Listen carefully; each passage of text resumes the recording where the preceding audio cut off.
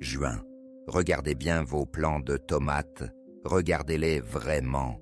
Ils vous supplinent, ces feuilles qui jaunissent à la base, ces tiges chétives, ces fleurs qui tombent avant même de devenir un fruit. Vous accusez la météo, la malchance, les graines de merde que vous avez achetées. La vérité, l'unique coupable, c'est vous. Vous commettez une erreur stupide que 9 jardiniers sur 10 font en ce moment même. Et elle vous coûte des kilos de récolte. Cette erreur, c'est de croire que vos plantes ont soif.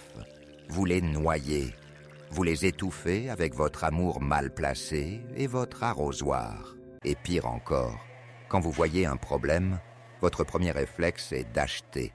Vous foncez à la jardinerie et vous prenez cette bouteille colorée. Engrais miracle, booster de croissance, c'est du poison. De la camelote qui crée des plantes faibles, dépendantes, des junkies de la chimie. Vous pensez aider? Vous brûlez les racines de vos tomates. Vous créez un sol mort, salé, stérile. Arrêtez ce massacre. Oubliez tout ce qu'on vous a vendu. Voici la vraie raison de vos problèmes. La science, pas le marketing. Le problème numéro 1 en juin, ce n'est pas la soif. C'est l'asphyxie. Vos racines étouffent. Chaque fois que vous arrosez sans réfléchir, vous tassez la terre. Vous chassez l'oxygène.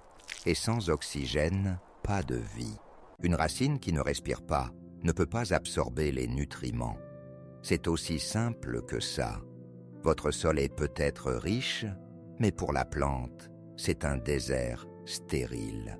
Ces feuilles jaunes en bas, ce n'est pas une maladie, c'est du cannibalisme. La plante se dévore elle-même pour survivre.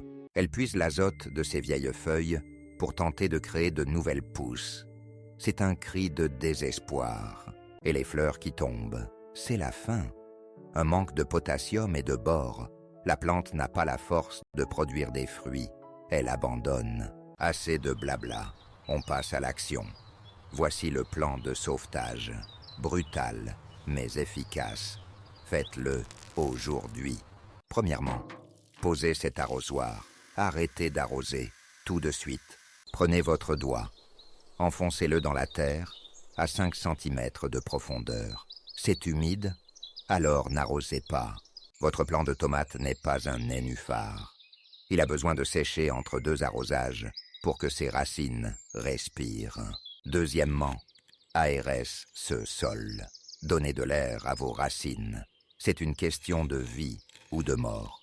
Prenez une fourchette, un piquet, n'importe quoi, et piquez la terre tout autour du pied, doucement mais fermement. Brisez cette croûte de surface. Troisièmement, la potion des champions. Oubliez la chimie. On va utiliser 2 choses, gratuites, puissantes. La bombe d'azote, le purin d'ortie. Si vous n'en avez pas, faites-en. C'est de l'or liquide pour vos plantes affamées. Diluez-le.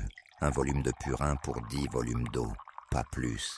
Et arrosez une seule fois avec ça. C'est un électrochoc. La force du potassium, la cendre de bois. De la cendre de bois non traitée.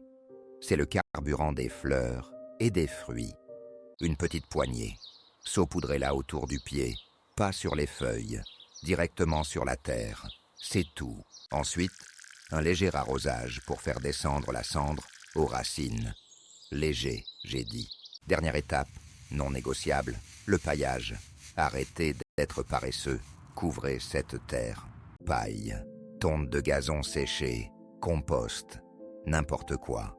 Une couche de 10 cm, ça garde l'humidité, empêche le sol de se tasser et nourrit la terre. Voilà, ce n'est pas sorcier.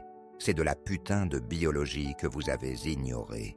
Vous étiez en train de tuer vos tomates avec de la pitié et de l'ignorance. Vous les avez sauvées avec de la logique et de l'action. Dans 2 semaines, si vous avez suivi mes ordres, vous ne reconnaîtrez plus vos plants. Ce sera une explosion de vie, des feuilles vertes foncées, des bouquets de fleurs partout, et les premières tomates qui grossissent. Voilà votre récompense. Vous voulez des seaux de tomates ou un cimetière de tiges jaunes? Le choix est simple. Alors, faites ce que je vous ai dit. Arrêtez d'écouter les vendeurs et commencez à écouter vos plantes. Et abonnez-vous, parce que le mois prochain, c'est le mildiou qui va essayer de tout vous prendre. Et on sera là pour l'écraser.